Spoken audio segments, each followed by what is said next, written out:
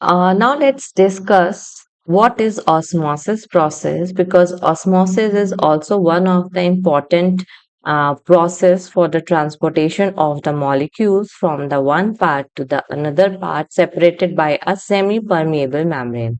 But it is different from the diffusion. Okay, sorry.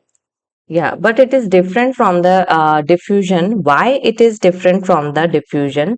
Because we have studied, we have actually see diffusion is a process where the molecules or the movement of the molecules are possible from the higher concentration to low concentration. Okay. The osmosis is also the movement of molecules from the high concentration to low concentration, but it is different. Why? Let's see. For example, suppose because here the it is the movement of the water molecules. Okay, so water molecule will tend to move from the higher concentration to the lower concentration, or we can say the solvent molecule. Okay, from the higher concentration to the lower concentration. For example, as we can see in the beaker, it is demarcated with the red line, which is semi-permeable membrane, or we can say our plasma membrane, because our plasma membrane is also a semi-permeable membrane. So it consists of the two solution, means the solution A and solution B. They are,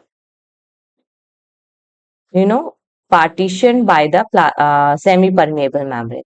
In the solution A, suppose there is some molecule, suppose glucose.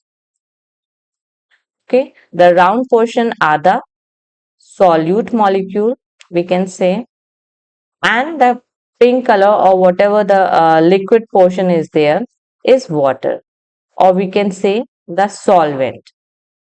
Okay, so solution A contain the less number of glucose, only 1, 2, 3, 4, 5, 6, 7 particles of glucose are present, while the water solvent are higher in number, higher when we are comparing with the solution B. In the solution B, the round particle, or we can say the solute particle, are more in number.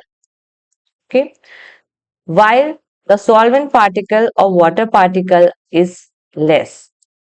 So, in this type of solution where the two solutions are separated by a semi-permeable membrane, then the water molecules will try to move from the higher concentration to lower concentration, where water is less in solution B. So, in this way, if the movement of the water molecules occur, then what happens? See, in the next diagram, it is already visible that the amount of water in the solution B is now high, while in solution A, it is low. So, osmosis is basically a movement of the solvent molecule or the water molecule across a semi-permeable membrane from a region of high solvent concentration, that is high solvent concentration, to low solvent concentration. Okay, movement is across the concentration gradient only, means high to low, but here the movement is only of the solvent particles. Okay, solvent. So this is all osmosis. Now the osmosis rate is also depend on the number of the factor. First factor is temperature. If temperature increases, then the rate of it is directly proportional to the temperature. So rate will be osmosis increases. Permeability. Semi-permeable, if we puncture the semi-permeable membrane with some hole or some when we puncture the membrane with some of some physical injury or something is there, then there would be the rapid movement of the molecules across the semi-permeable membrane. Okay, so permeability increases then. And also the distance plays a very important role. For example, if the two solution are partitioned, or we can say are separated at a very less distance, then the movement of the molecule, that is the solvent molecule from solution A to the solution B, where the solvent concentration is less, is high.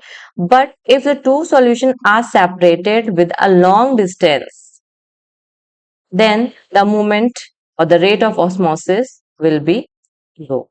So in this way, the rate of osmosis will depend on the distance, high in the case of the short distance and low rate of osmosis in case of the long distance.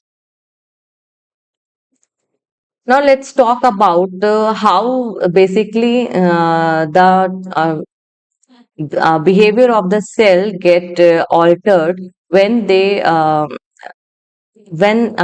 interact with the surrounding solution. Tonicity, is the name suggests, cells behavior. Okay, cells behavior basically. So, how the cell actually respond when it is in a particular solution which is more in the water concentration or more in the solute concentration or low in the solute concentration. Let's talk about it. First one is the hypertonic solution. As the name suggests, hyper means high. Okay, high concentration of what? Solute.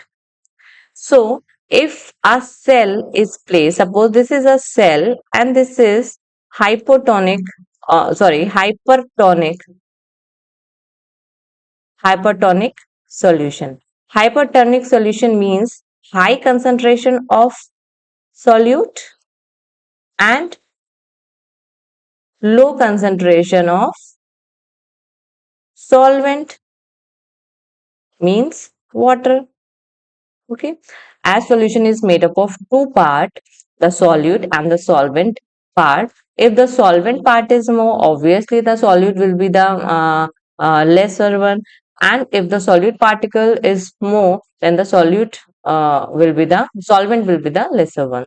So in the hypertonic solution, if a cell is placed, that is with a high concentration of the solute, and it has a less concentration of the water, so means the water molecule will move from the cell to inside of the hypertonic solution. And what happen, it happens after releasing the water from the cell to the hypertonic solution, the shell will shrink in its shape because it will lose water. Okay, this is the condition. Second condition is this isotonic.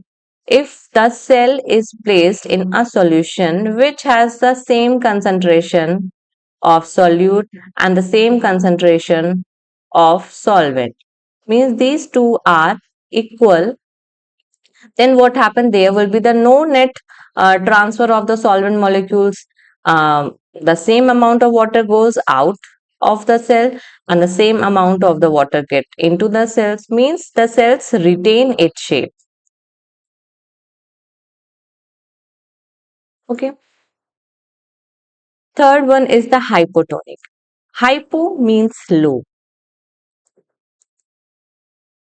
Suppose if a cell is placed in a beaker which contains solution hypotonic.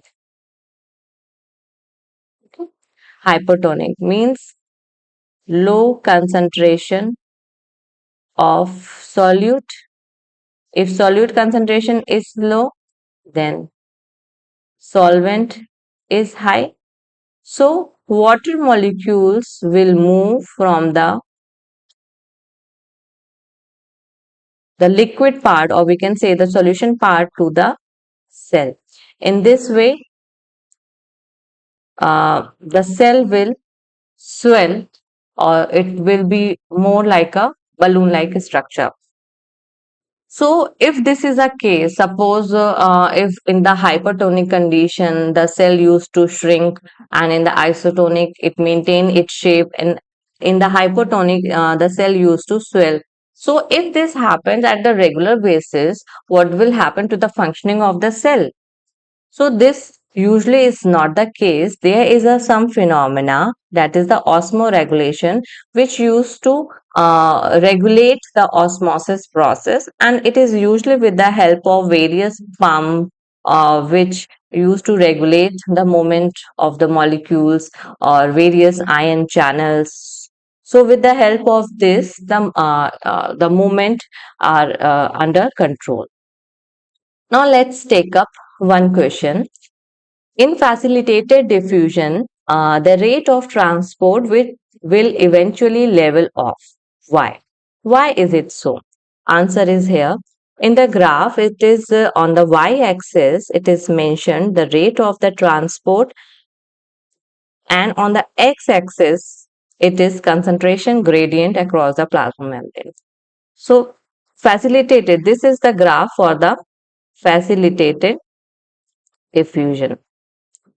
And the question is asking for this graph only, means the rate of transport will eventually is leveling off, means the graph is somewhat getting flatter, while the straight curve or straight line is in the case for the simple diffusion. So why it is so? Because in the simple diffusion it follows the concentration gradient rule, and small particle, hydrophobic particle, can easily pass across the plasma membrane. So wherever there is a concentration gradient, it will follow the path or follow the principle of diffusion from the higher concentration to the lower concentration, and the rate will increase.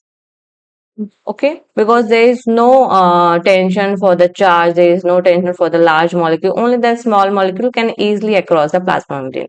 But in case of the facilitated diffusion, because it is with the help of some carrier or with some channel protein, so what happened?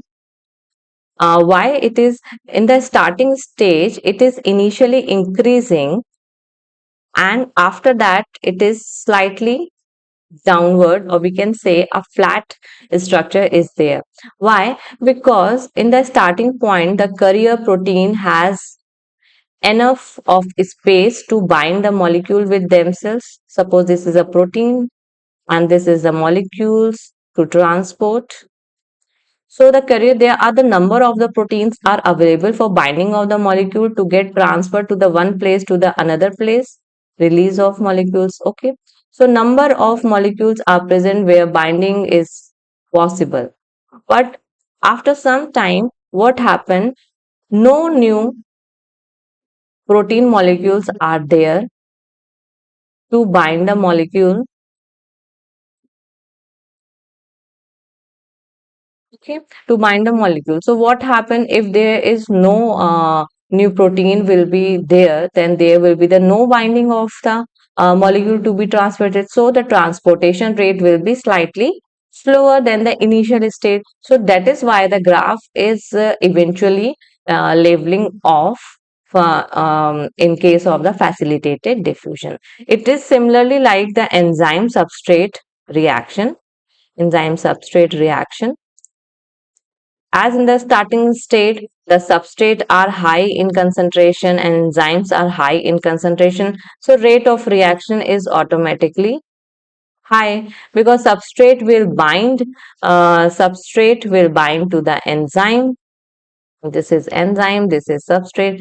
What happen at some stages, there will be the no enzyme left for the binding of the substrate, because substrate is actually attached to the enzyme, so the rate of reaction will then slower down. So this is the case of the facilitated diffusion, and this is the answer. Hope you understand very well.